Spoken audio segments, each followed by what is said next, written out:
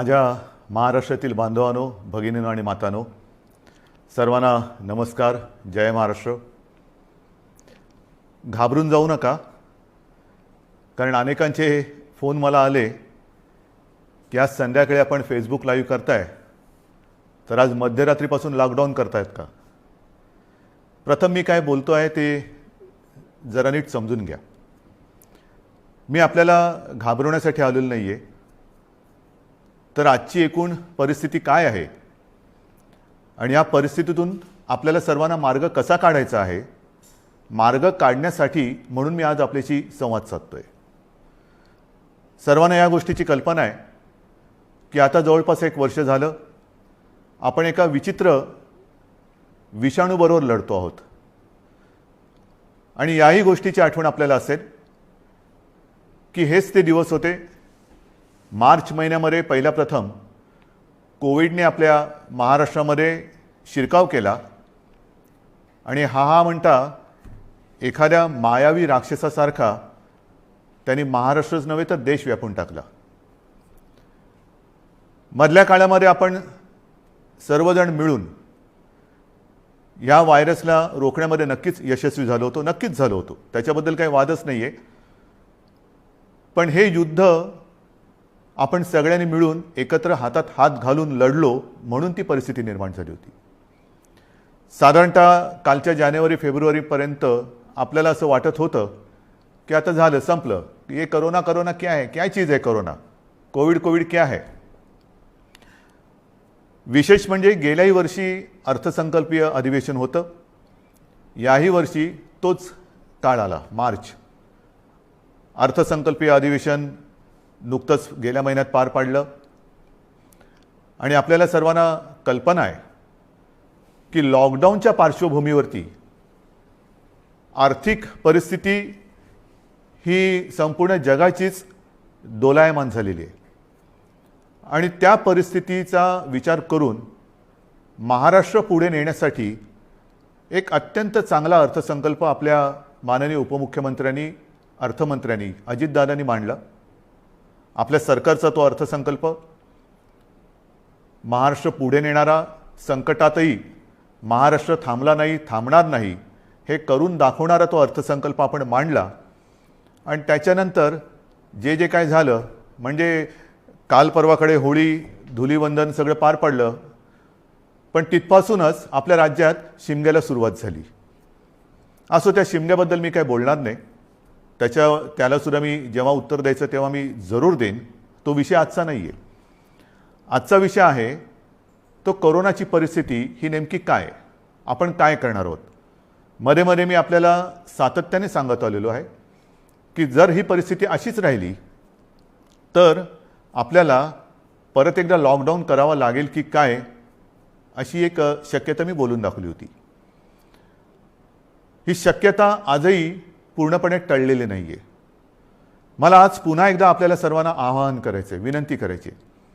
कारण गेल्या वर्षभरामध्ये माझ्या महाराष्ट्रातील प्रत्येक बांधवांनी, भगिनींनी आणि मातांनी जे जे मी सांगत आलो ते अत्यंत आपुलकीने ऐकून घेतलं आणि त्याच्याप्रमाणे ते वागले. तुम्ही सगळे वागलात. यात सर्व धार्मिक नेते आले, सर्व धर्मीय आले, सर्व राजकीय पक्ष आले, त्यांचे कार्यकर्ते आले. आता काय झाले थोडंसं की मधला काळ जो आला त्या काळामध्ये आपण थोडे शिथिल झालो. आपण शस्त्र टाकली की काय अशी एक साधारणतः परिस्थिती निर्माण झाली. लग्न समारंभ थाटामाटात सुरू झाले, इतर पार्ट्या सुरू झाल्या, राजकीय मोर्चे, निदर्शनं, आंदोलनं, सगळं काही जणू काही कोरोना गेला अशा पद्धतीने आपण सुरू केलं. आणि तेव्हाही मी सांगत होतो की थोडा धीर धरा. पुन्हा एकदा मार्च एप्रिल एंडपर्यंत आपल्याला थोडासा एक संयम बाळगावा लागेल. दुर्दैवाने जी भीती केवळ मीच नव्हे तर ह्या विषयातले जे तज्ज्ञ आहेत त्यांनी जी व्यक्त केली होती ती खरी ठरली. मार्चच्या आधीपासूनच आपल्या राज्यामध्ये पुन्हा एकदा कोरोना मोठ्या राक्षसापेक्षा, म्हणजे गेला राक्षस होता त्याच्या डबल टिबल दुप्पट तिपटीने अकराळ विकराळ रूप धारण करून आलेलं आहे. त्याच्यामध्येच विषाणूचा नवा अवतार, म्हणजे हे पण नवल आहे. आत्तापर्यंत आपण आपले विष्णूचे अवतार ऐकले होते, ज्याचे आपण पूजन करतो. ज्या ज्या वेळेला संकट आली त्या त्या वेळेला भगवान विष्णूंनी वेगवेगळे अवतार घेतले आणि आपल्याला वाचवलं. पण हा विषाणू जो आहे तो वेगवेगळे अवतार धारण करून आपल्याला संकटात टाकतोय आणि आपली परीक्षा बघतोय. पुन्हा एकदा तीच गरज आहे. आपल्याला सर्वांना धैर्याने, सगळं धैर्य एकवटून लढण्याची गरज आहे. लॉकडाऊन करणार का हा प्रश्न अजूनही मी उत्तर देत नाही. पण साधारणतः आत्ताची परिस्थिती काय आहे ह्याची कल्पना आपल्याला देण्याची मला पुन्हा एकदा गरज वाटते. जेव्हा ही परिस्थिती निर्माण झाली, किंबहुना कोविडची साथ सुरू झाली, आपल्याला पूर्ण माहिती आहे आपल्या राज्यामध्ये फक्त 2च ह्या विषाणूंची चाचणी जिथे होऊ शकते अशा प्रयोगशाळा होत्या. एक मुंबईमध्ये कस्तुरबा आणि दुसरी पुण्याला NIVची. आज त्या 2च्या जवळपास आपण 500 पर्यंत चाचण्या करणाऱ्या संस्था किंबहुना लॅब्स तयार केलेल्या आहेत. मुंबईमध्ये सुद्धा आपण दर दिवशी साधारणतः 50,000 चाचण्या आज करतो आहोत. गेल्या काही दिवसात म्हणजे मला जी माहिती सगळी माझ्याकडे आलेली आहे त्याच्यात महाराष्ट्रामध्ये जी आपली क्षमता होती 75,000 चाचण्या दर दिवशी करण्याची, ती आपण वाढवून जवळपास 1,82,000 पर्यंत नेलेली आहे. 1,82,000, 75,000 ते 1,82,000 इथपर्यंत आज आपण रोजच्या चाचण्या करतो. येत्या काही दिवसात ही संख्या आपल्याला 2.5 लाखावर न्यायची आहे. 2.5 लाख चाचण्या दर दिवशी महाराष्ट्रामध्ये लवकरात लवकर आपण करणार आहोत. आणि याही चाचण्या ते रॅपिड अँटीजेननी नाही, तर त्याचं जे प्रमाण आहे, केंद्राची जी काय मार्गदर्शक तत्व आहेत की साधारणतः 70% चाचण्या ह्या RT-PCR ह्या पद्धतीने झाल्या पाहिजेत. आता माझ्यापेक्षा सर्वांनाच माहिती झालेलं नेमकं RT-PCR म्हणजे काय, रॅट म्हणजे रॅपिड अँटीजेन टेस्ट म्हणजे काय. RT-PCRमध्ये अचूकताही अधिक असते, अधिक चांगली असते. म्हणून आपलाही आणि केंद्राचाही आग्रह तोच आहे की जेवढ्या चाचण्या आपण करतो त्याच्यात किमान 70% चाचण्या ह्या RT-PCR असायलाच पाहिजेत. आणि त्याच पद्धतीने आपला महाराष्ट्र जेव्हा 75,000च्या आसपास चाचण्या करत होता त्याही वेळा तेव्हा त्याच टक्क्यात RT-PCR करत होता. आज जवळपास 1,82,000 करतोय, त्याच्यातही 70% RT-PCR आहेत. उद्या 2.5 लाख झाल्यानंतर, 3 लाख झाल्यानंतर सुद्धा आपण ह्या चाचण्या RT-PCRच अधिक ठेवणार आहोत. म्हणजेच काय की आपण कुठेही दर्जाची तडजोड करत नाही आहोत, अजिबात करत नाही आहोत आणि करणार नाही. एक तर पहिली गोष्ट अशी आहे की काहीही आपण लपवत नाही आणि लपवणार नाही. एक सुद्धा रुग्ण आपण लपवलेला नाही आणि लपवत नाही आहे. आणि म्हणून जी महाराष्ट्रातली जी परिस्थिती आहे ती सगळ्यांना जरी धक्कादायक वाटत असली तरी आपण सत्य काय आहे हे लोकांसमोर अगदी जसंच्या तसं ठेवतो आहोत. मग काही जण मला म्हणतात की इतर राज्यांमध्ये बघा, बिहारमध्ये निवडणुका झाल्या, बंगालमध्ये चालू आहेत, आणखीन इकडे झालं, आणखीन तिकडे झालं, मग तिकडे वाढ नाही, तुमच्याकडे का. मला त्याच्याबद्दल बोलायचं नाही आहे, अजिबात बोलायचं नाही आहे. मला माझा महाराष्ट्र प्यारा आहे, मला माझी जनता ही प्यारी आहे. त्यांची जबाबदारी ही आज माझ्यावरती असल्यामुळे ती जबाबदारी मी आधीच बोललेलो आहे की मला कोणी विलन ठरवला तरी देखील मी ती पार पाडेन, पाडणारच, ते माझं कर्तव्य आहे. म्हणून तुम्ही घाबरून जाण्यासारखं काही नाही आहे. पण जशी ही टेस्टची संख्या मी तुम्हाला सांगितली त्याचप्रमाणे आपल्याकडे कोविड येण्याच्या आधी जेवढे काही बेड संपूर्ण महाराष्ट्रामध्ये होते त्याची संख्या काही हजारामध्ये होती, म्हणजे 10,000 सुद्धा नसेल कदाचित. कारण आधी आपण कधी कल्पनाच केली नव्हती की असं काहीतरी आकस्मिक संकट येईल आणि आपली त्रेधा तिरपीट उडेल. गेला मार्च महिन्यात तुम्हाला आठवतंय बेड्स मिळत नव्हते, हॉस्पिटल्स मिळत नव्हते, उपचार मिळत नव्हते. मग सगळे हॉस्पिटल्स ओव्हरफ्लो व्हायला लागली होती, ॲम्ब्युलन्स मिळत नव्हते. ह्या सगळ्या गोष्टी लक्षात घेतल्यानंतर आपण बेड्सची संख्या वाढवायला लागलो. महाराष्ट्र हे देशातलं पहिलं कदाचित एकमेव राज्य असेल की ज्याने अगदी फील्ड हॉस्पिटल्स उभारली लष्कराच्या धर्तीवरती. जसं लष्कर काम करतं तसं आपल्या महाराष्ट्राच्या यंत्रणेने काम केलं, आजही करते. जम्बो कोविड केअर सेंटर्स उभारली आणि काही हजारात म्हणजे 8-10 ज्या काही रुग्णशय्या होत्या त्याची संख्या आपण जवळपास 3.25 लाखापर्यंत नेली, सगळ्या काही मिळून. म्हणजे त्याच्यामध्ये इतर कोविडशिवाय असलेले beds, oxygen beds, ICU beds, विलगीकरणाचे बेड्स, डायलिसिसचे बेड्स असे मिळून साधारणतः 4.25 लाखापर्यंत ही सुविधा आपण वाढवली. ही मोठी आपली एक अचिव्हमेंट होती. आणि तेव्हाही मी म्हटलं होतं की लॉकडाऊनचा उपयोग हा संसर्ग थांबवण्यासाठी आहे आणि त्याच वेळेला आपल्या आरोग्य सुविधा वाढवण्यासाठी आहे. मग आता एवढीही रुग्णशय्या वाढवल्यानंतरही मी परत तुमच्याशी का काळजीने बोलतोय, ह्याचं कारण आजचं चित्र मी तुम्हाला सांगतोय. पहिली गोष्ट अशी की साधारणतः रुग्ण वाढ ही किती होते, किती झपाट्याने होते, त्याची थोडीशी मी तुम्हाला कल्पना देतो. आपल्याला माहिती आहे की जानेवारीच्या शेवटाला आणि फेब्रुवारीच्या सुरुवातीला फक्त मुंबईपुरतं बोलायचं झालं तर मुंबईमध्ये 300-350 रुग्ण हे दर दिवशी आपल्याला सापडत होते. आज ती संख्या 8,500वरती गेलेली एका महिन्याच्या कालावधीत. ही फक्त मुंबईची परिस्थिती आहे. महाराष्ट्राची परिस्थिती बघितली तर 17 सप्टेंबर 2020 म्हणजे तेव्हा जरा सगळं जास्त होतं, तेव्हा 3 लाख सक्रिय रुग्ण होते. 1 एप्रिलला आणखीन त्याच्यामध्ये भर पडलेली आहे. 17 सप्टेंबरला साधारणतः 31,000 मृत्यू झाले होते, 31,351. आता 54,900च्या आसपास झालेले आहेत. त्यावेळेला एका दिवशी आढळलेले रुग्ण हे 24,619 होते 17 सप्टेंबरला. आता 1 एप्रिलला एका दिवशी साधारणतः 43,183 रुग्ण आढळलेले आहेत. आज 2 तारीख, आज कदाचित 45,000चा आकडा आपण गाठू किंवा पार करू. कोणत्या दिशेने चाललेलो होतं आपण बघा. आणि याच वेगाने जर का ही रुग्णवाढ होत राहिली तर मी जे तुम्हाला सांगितलं त्याच्यात मी बेड्सची तुम्हाला कल्पना देतो. साधारणतः विलगीकरणच्या ज्या बेड्स आहेत त्या 2,20,000 आहेत महाराष्ट्रामध्ये.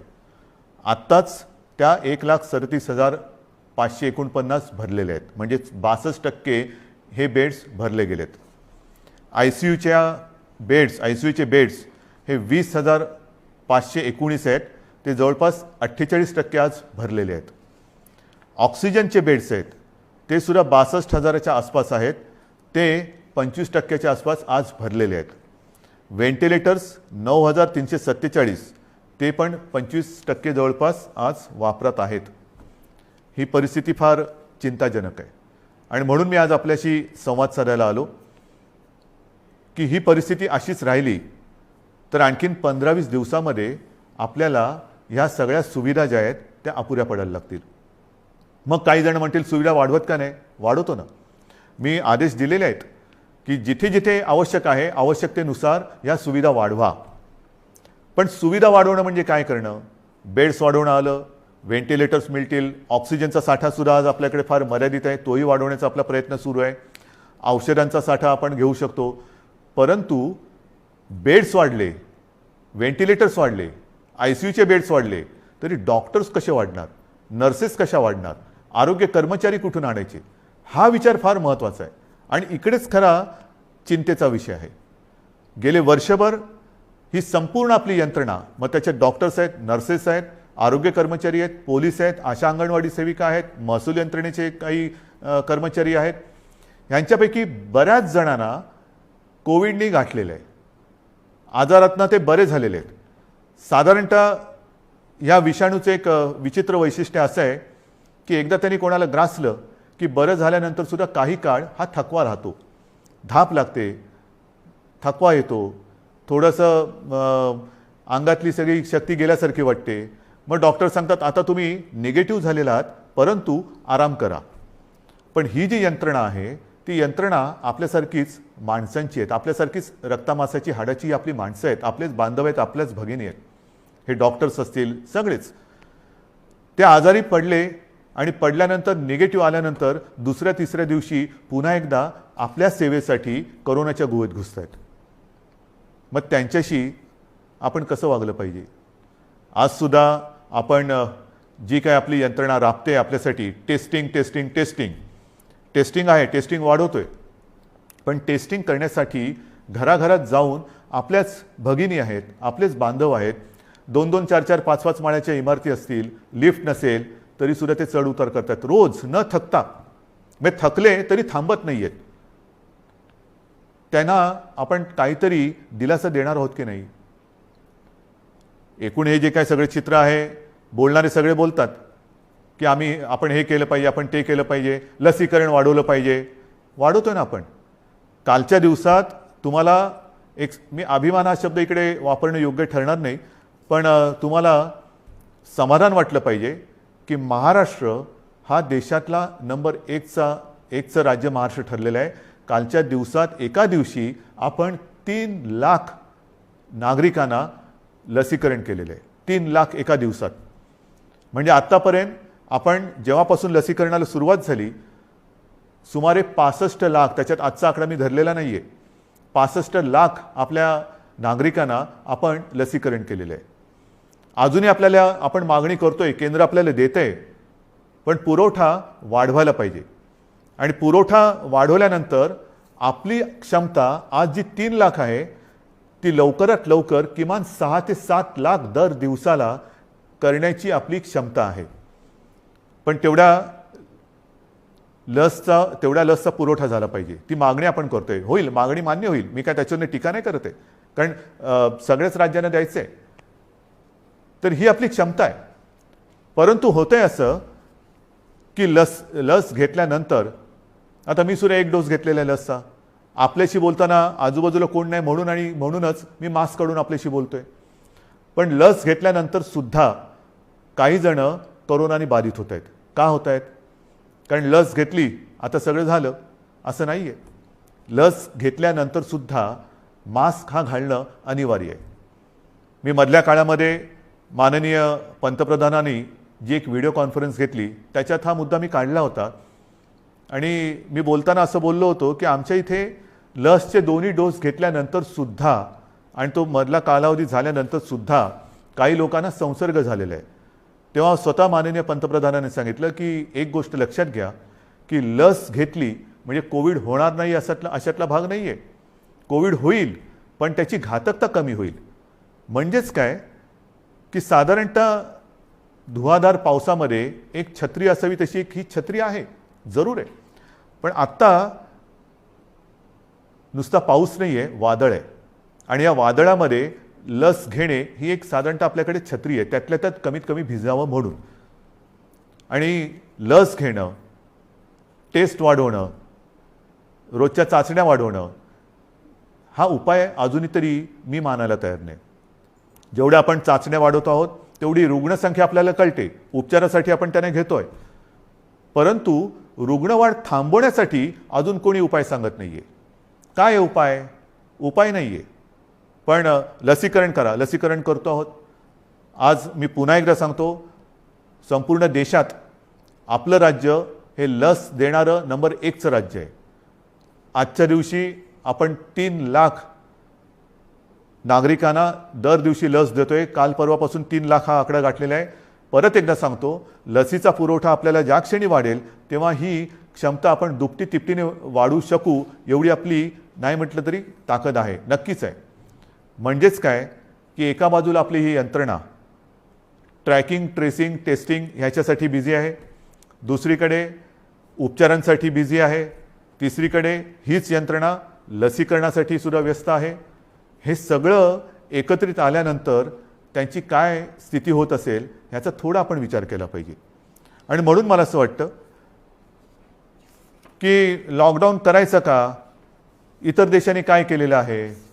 इतर देशाचा जर का आपण अंदाज घेतला तर अमेरिकेने सुद्धा 7 कलमी कार्यक्रम जाहीर केले आहे. त्याच्यामध्ये सुद्धा त्यांनी असं म्हटलेलं आहे की राजकारण नको, जीव महत्त्वाचा आहे, असं राष्ट्राध्यक्षांनी आवाहन केलं आहे. मला असं वाटतं आपल्याकडे सुद्धा सर्व पक्षीयांनी त्यांनी केलेलं आवाहन नाही, पण निदान मी केलेली विनंती मानायला काय हरकत नाही आहे. जीवाशी खेळ नको, कृपा करून याच्यात राजकारण आणू नका. ब्राझीलमध्ये तर फारच पंचायत झालेली आहे, कारण तिकडे मार्चच्या एका महिन्यात जवळपास 60,000 मृत्यू झालेले आहेत. मृत्यूदर दुपटीने वाढला आहे. बेरोजगारीची म्हणजे मृत्यू पण होत आहेत आणि बेरोजगारीची पण समस्या वाढते. फार विचित्र परिस्थिती ब्राझीलमध्ये. रशियामध्ये पण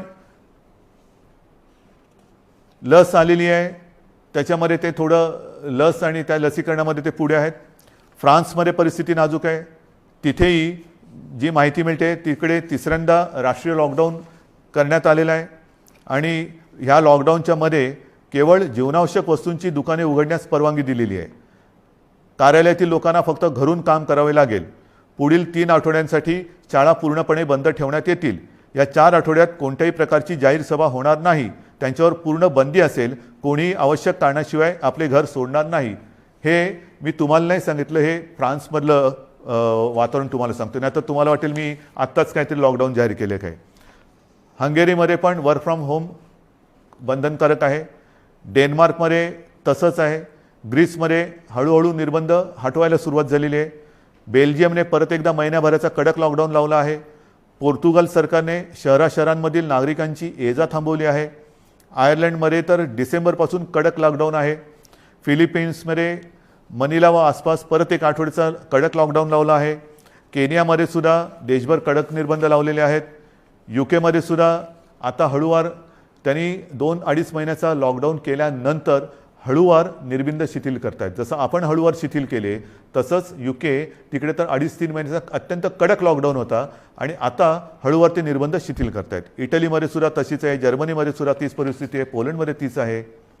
हे सगळं लक्षात घेतल्यानंतर मला माहिती आहे की लॉकडाऊन हा खूप घातक आहे.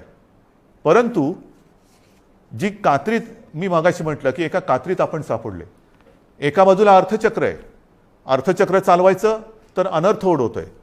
अनर्थ थांबवायचा तर अर्थचक्र बंद पडतंय. करायचं काय मग. आणि मधल्या काळामध्ये जी काही मतं हे तज्ज्ञ ह्या क्षेत्रातले आहेत नाही आहेत, मी त्यांची नावं नाही घेत, पण त्यांनी त्यांची मतं मांडलेली आहेत.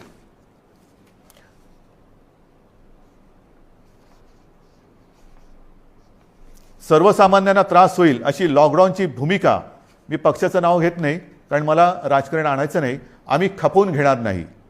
तुम्हाला आलेला झटका म्हणजे नियम नको. महाराष्ट्रामध्ये कोरोनाचं नाटक पुन्हा सुरू झालेलं आहे. कोरोनाच्या संसर्गाला लॉकडाऊन हा पर्याय नाही. आम्ही लॉकडाऊनला जोरदार विरोध करू. रस्त्यावरती उतरू. हिटलरसारखं वागू नका.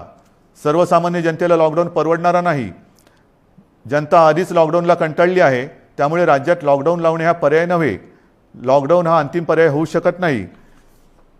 लॉकडाऊन लावायचं असेल तर आधी रोजगाराचे पैसे 5,000 रुपये का काय ते थेट खात्यात जमा करा. एका उद्योगपतीने सांगितले की लॉकडाऊन लावण्याच्या ऐवजी आरोग्य सुविधा वाढवा. आता आरोग्य सुविधा मी तुम्हाला सांगितली काय परिस्थिती आहे. गेल्या वर्षभरात आपण एवढी आरोग्य सुविधा वाढवली, अजूनही वाढवतो आहे. पण मुद्दा असा येतो की हे जे काही आपल्याला सल्ले देत आहेत त्यांना मी सांगू इच्छितो हात जोडून, उद्योगपतींना सांगतो, म्हणजे त्या ज्यांनी सांगले सगळ्या उद्योगपतींबद्दल नाही, की आरोग्य व्यवस्था वाढवतो मी, बेड्स वाढवतो, सगळं वाढवतो, पण कृपा करून रोज मला किमान 50 डॉक्टर्स, नर्सेस, आरोग्य कर्मचारी यांचा महाराष्ट्रभर पुरवठा होईल अशी काहीतरी सोय करा. कारण नुसतं फर्निचरचं दुकान म्हणजे आरोग्य सुविधा नाही आहेत. त्याच्यामध्ये व्हेंटिलेटर आल्यानंतर व्हेंटिलेटर वापरणारे सुद्धा तज्ज्ञ लागतात. ऑक्सिजन किती द्यायचा, किती प्रमाणात द्यायचा याच्यासाठी सुद्धा त्या विषयातला तज्ज्ञ लागतो. अगदी रेमडेसिवीर द्यायचं झालं तर ते कसं दिलं पाहिजे ते समजणारा डॉक्टर लागतो. ही तज्ज्ञ लोक आणि डॉक्टर्स ही कुठून आणायची. आणि ही परिस्थिती जर का बघितली तर मला तुमच्याकडनं हीच अपेक्षा आहे. जे सांगतायत की लॉकडाऊन केला तर आम्ही रस्त्यावरती उतरू, माझं म्हणणे जरूर उतरा, उतरलंच पाहिजे. पण ते लॉकडाऊनच्या विरोधात नाही, तर लॉकडाऊन होऊ नये म्हणून कोरोनाच्या विरुद्ध तुम्ही उतरा. या डॉक्टर्सना मदत करायला तुम्ही रस्त्यावरती उतरा. ज्या कुटुंबांमध्ये करते करविते ज्यांचा मृत्यू झालेला आहे त्या कुटुंबियांची जबाबदारी घेण्यासाठी रस्त्यावरती उतरा. ज्या कुटुंबांमध्ये सगळेच्या सगळे कोरोना बाधित झालेले आहेत त्यांची सेवा करण्यासाठी रस्त्यावरती उतरा. टेस्ट जे आपल्या या यंत्रणे जी करते आहे ट्रॅकिंग ट्रेसिंग त्यांना मदत करायला म्हणून रस्त्यावरती उतरा. नुसतं बोलायला ठीक आहे अमुक केलं तर आम्ही रस्त्यावरती उतरू, माझं म्हणणं तर उतराच, रस्त्यावरती उतरा. कारण आता आपल्याला ही लढाई तशीच लढावी लागणार आहे. हातात हात घालून ही लढाई लढावी लागणार आहे. अनेक ठिकाणी मी बघतोय सभा समारंभांना तुडुंब गर्दी होते, बाजारपेठा फुलून गेलेल्या आहेत. थोडंसं धीर धरा. अनेक जणांना असं वाटतंय मास्क काय लावतोय तू. अरे मास्क न लावण्यामध्ये शौर्य काय. काय शौर्य आहे? मी मास्क वगैरे वापरत नाही, मी मास्क वापरणार नाही. काय शूर आहेस? मास्क न वापरणं ह्याच्यात शूरता नाही. आणि मास्क लावणं, त्याला लावायला लाजायची गरज नाही आहे. परत एकदा सांगतो की वॅक्सिन घेतल्यानंतर सुद्धा मास्क हा लावायलाच पाहिजे, अंतर ठेवलंच पाहिजे, हात धुत राहिलंच पाहिजे. आणि म्हणून काही कडक निर्बंध येत्या काही दिवसात आपल्याला लावावे लागतील. ते उद्या परवाकडे मी जाहीर करेन. विशेषतः शहरांमध्ये मी परत एकदा सांगतो, जिथे जिथे अनावश्यक गर्दी होते, ही गर्दी आपल्याला टाळावीच लागेल. जी खाजगी कार्यालय आहेत, त्या कार्यालयांना सुद्धा आपण प्रत्येकाला सूचना दिलेल्या आहेत. सूचनावलीच म्हणा ना, की लग्न समारंभात किती लोक पाहिजेत, ऑफिसमध्ये किती उपस्थिती पाहिजे, बसमधनं किती लोक गेले पाहिजे. आता ट्रेनमध्ये मी मुंबईमध्ये मी सांगेन की मी सांगितलं होतं की पीक अवर नॉन पीक अवर आता सगळं तुडुंब भरून चाललेलं आहे, रेस्टॉरंट्स भरून चाललेली आहेत. आता हे जर आपण थांबवलं नाही आणि परिस्थिती अशीच हाताबाहेर गेली आणि जसा ब्राझीलमध्ये दुर्दैवाने आता अशी परिस्थिती झालेली की लॉकडाऊन नाही आहे पण शुकशुकाट झालेलं आहे. म्हणजे रस्त्यावर फिरत असतील लोक पण रोजगार गेले आणि जीवही गेले. मग काय राहिलं? जीव वाचवायचा की रोजगार वाचवायचा? रोजगार आपल्याकडे आहेत, रोजगार परत मिळतील, पण गेलेला जीव परत आणता येणार नाही. आणि म्हणून मी आपल्याला नम्रपणाने विनंती करतोय की येत्या काही दिवसांमध्ये, 1-2 दिवसांमध्ये मी आणखीन काही जणांशी बोलतोय. काही त्याच्यात यातले तज्ज्ञ असतील, विविध राजकीय पक्ष आहेत, विविध मी पत्रकारांशी बोलेन. मला वेगळा काही उपाय असला तर पाहिजे. लॉकडाऊन हा उपाय नाही, मान्य, पण मग ही संसर्गाची साखळी तोडायची कशी? लसीकरण वाढवा, वाढवतोच आहे, पण लसीकरण देऊनही कोविड होत नाही अशातला भाग नाही. लसीकरण घेतल्यानंतर, लस घेतल्यानंतर सुद्धा कदाचित लस घेतलेल्याला कोविडचा त्रास कमी होईल, पण तो दुसऱ्याला संसर्गित करू शकतो, हेही आता सिद्ध झालेलं आहे. मग करायचं काय? दुसरा उपाय असेल जरूर सांगा, पण त्याहीपेक्षा माझा विश्वास आपल्यावरती आहे. कारण तुम्हीच या युद्धातले खरे सैनिक आहात. हे युद्ध आपल्या सगळ्यांचं आहे, हे एकट्या दुकट्याचं युद्ध नाही आहे. ज्या गोष्टी मी तुम्हाला सांगितल्या आपण नाही पाळू शकत. कारण नसताना घराबाहेर पडू नका, नाही घरात थांबू शकत.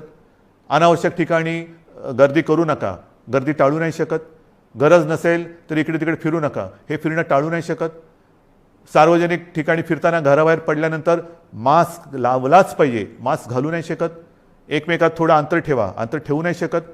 म्हणजे लॉकडाऊन आपण टाळू शकतोय, पण टाळणं ही जिद्द, ज्या जिद्दीने तुम्ही पहिल्यापासून लढलात, त्या जिद्दीने पुन्हा जर का उतरलात तर आपल्याला, मी अजूनही म्हणतो आता थोडा काळ राहिलेला आहे. कारण परिस्थिती तुम्हाला मी सांगितले, अशीच रुग्णवाढ होत राहिली तर 15-20 दिवसात हॉस्पिटल्स तुडुंब भरून जातील. काही काही जिल्ह्यामध्ये आत्ताची परिस्थिती आलेली आहे. ऑक्सिजनसुद्धा कमी पडू शकतोय, व्हेंटिलेटरसुद्धा कमी पडू शकत आहेत. ही परिस्थिती आजही आपण स्वयंशिस्तीने टाळू शकतो. संसर्गाची लाट, कोरोनाला आपण रोखू शकतो. रोखण्याची जिद्द ही तुमच्यात आहे की नाही, हा फार महत्त्वाचा प्रश्न आहे. सरकार लॉकडाऊन करणार की नाही यापेक्षा प्रत्येकाने ठरवलं पाहिजे की मी कोरोनाला हरवणार की नाही, मी कोरोनाला रोखणार की नाही. हे जर का तुम्ही प्रत्येकाने ठरवलं, होय मी रोखणारच. कारण आपण गेले वर्षभर माझे कुटुंब माझी जबाबदारी असेल, आता पुन्हा मी प्रत्येकाला सांगितले की मी जबाबदार, माझा मास्क माझी सुरक्षा. ह्या सगळ्या ज्या काही गोष्टी आहेत, नवीन ह्याच्यात काहीही नाही. जे पहिल्या दिवशी होतं ते आजही आहे. फक्त थोडंसं काय झालं की सुरुवातीला जी एक कोरोनाची दहशत होती ती दहशत गेली, आपण गाफील झालो आणि कोरोनाने बरोबर आपल्याला गाठलं.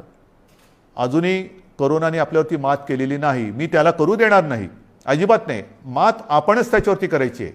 पण ही मात करताना जर आपण घट्ट उभे राहिलो, सगळ्या जणांनी, संपूर्ण सगळ्या राजकीय पक्षाने मी पुन्हा एकदा हात जोडून विनंती करतो आहे की कृपा करा, जनतेच्या जीवाशी खेळ होईल असं राजकारण करू नका.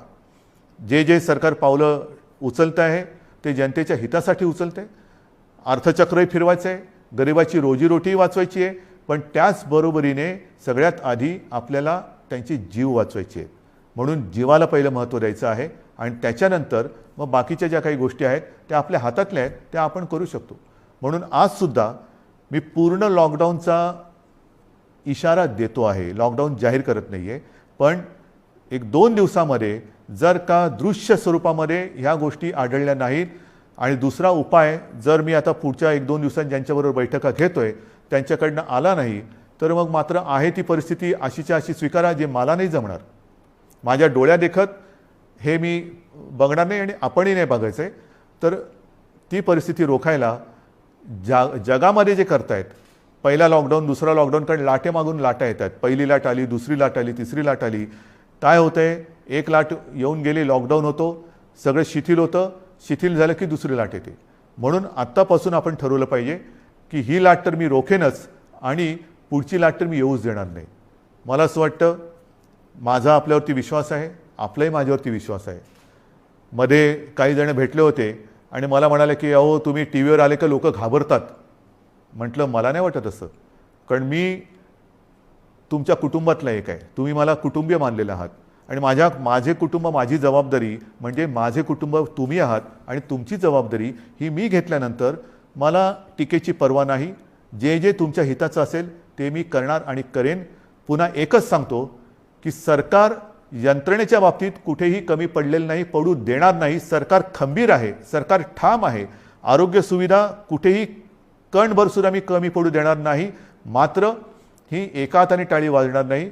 दोन हात जेव्हा एका हातात हात घालून आपण काम करू तर आणि तरच यश मिळेल.